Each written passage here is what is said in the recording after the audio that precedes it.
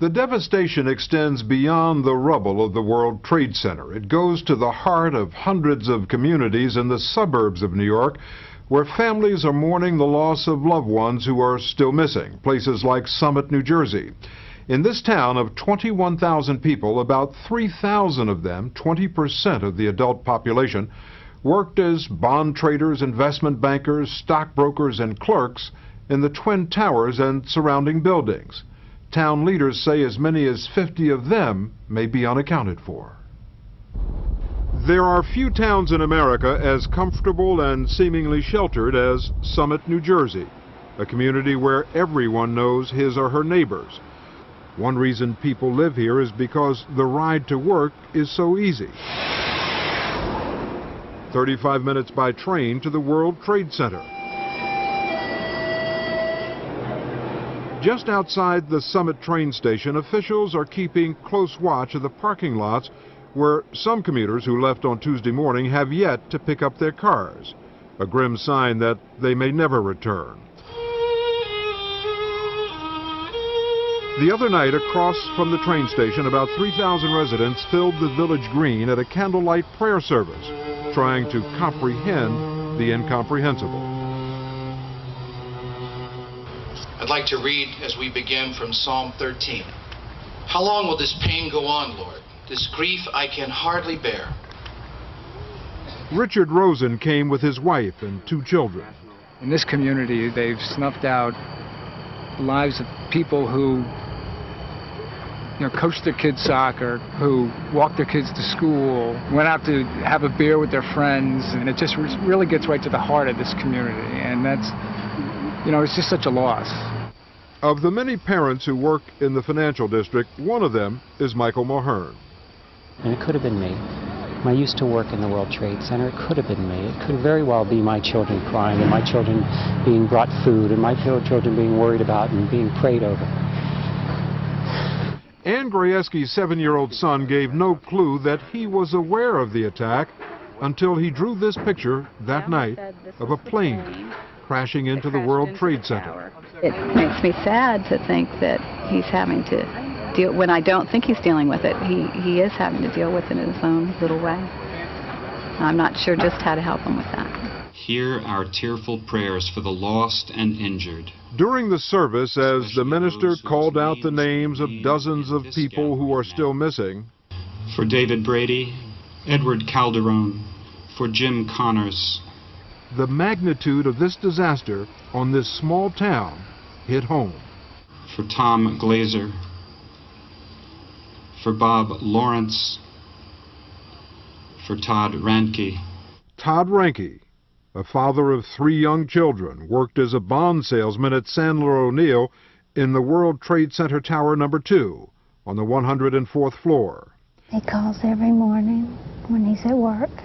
He was on the phone with his wife Debbie when the first plane hit. It was a little before 9, and he called and said, "Good morning, how are the kids? How are you?" And he said, "Oh my God, we've been hit. Something is the matter. Something happened. Boy, that was loud." And I said, "Todd, get out of there. I see fire, and it looks like it's very close to your building. Get out." So you were watching this on television? Yeah, it just come on TV. I had the news on. I always listen to the news. Always. And it just popped up. And I said, "Listen to me. You've got to get out of there." And then I can't remember what happened next. Soon after that phone call, the second plane smashed into Tower No. 2. 2 of Todd Ranke's co-workers at Sandler O'Neill were killed. 20 managed to escape. 66 are still missing. At this point, you still have hope. You haven't given up. Oh, no. The reason I'm doing this interview is because I think he's out there and he can't tell me where he is. Debbie came to us because one of her neighbors and friends in Summit is Michael Radutsky, a producer here at 60 Minutes. She asked his help in finding her husband. So on Wednesday morning, we set out with Debbie and the family, a dozen people in all. Over the next 2 days, they searched all across the city. Now we just want to know when they will start identifying unidentified people. Todd's three sisters are the leaders of the search party. We have to be there for Todd, and as Debbie said the first night, she said, I know Todd would be looking for me. We got to walk.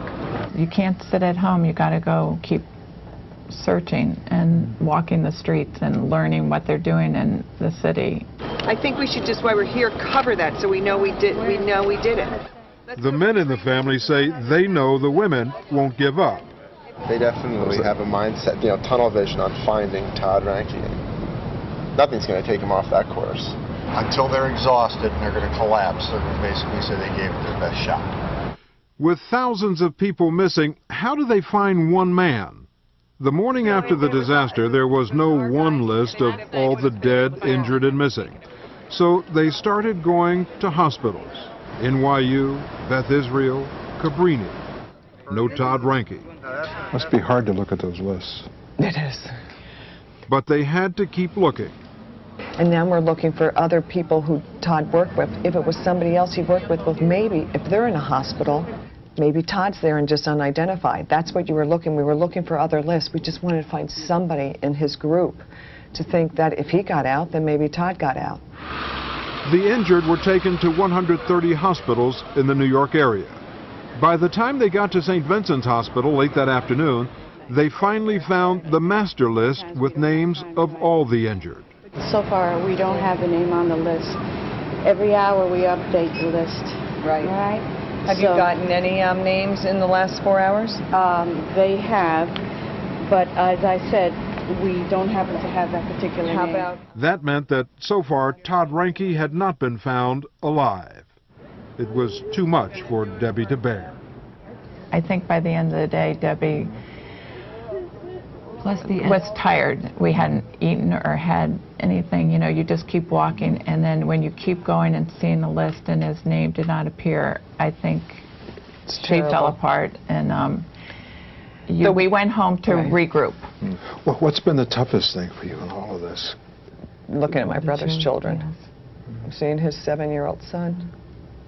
And he's a 9 and 11-year-old daughters. Well, we walk in every night. They greet us, and they say, we come home daddy with my parents, and the first thing they want to know is, "Did you find him?" And we said no. But I think what our children are seeing, we said, we're going back tomorrow. We are going back to find him.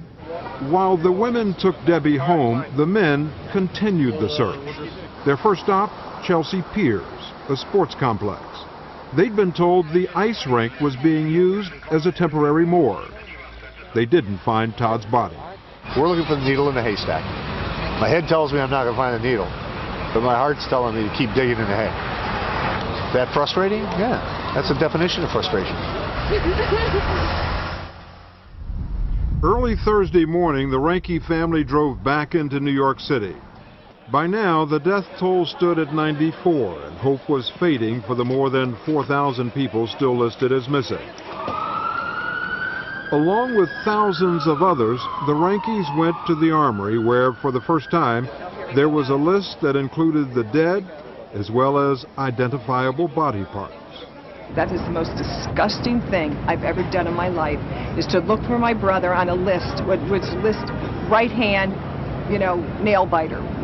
People by their license plate number, their driver's license. I said, it's like a war. It's like looking at the list of the dead from the war. It is a disgusting thing to do. I don't think I'll ever be able to look at a list of names again without thinking of how many lists I've looked for the name Ranke on and not seen it.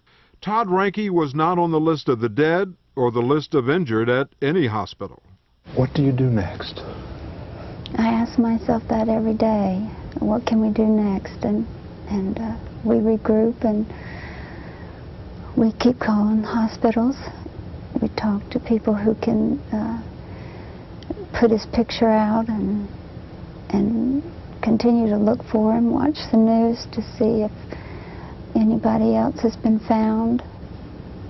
And we come into New York every day looking for answers.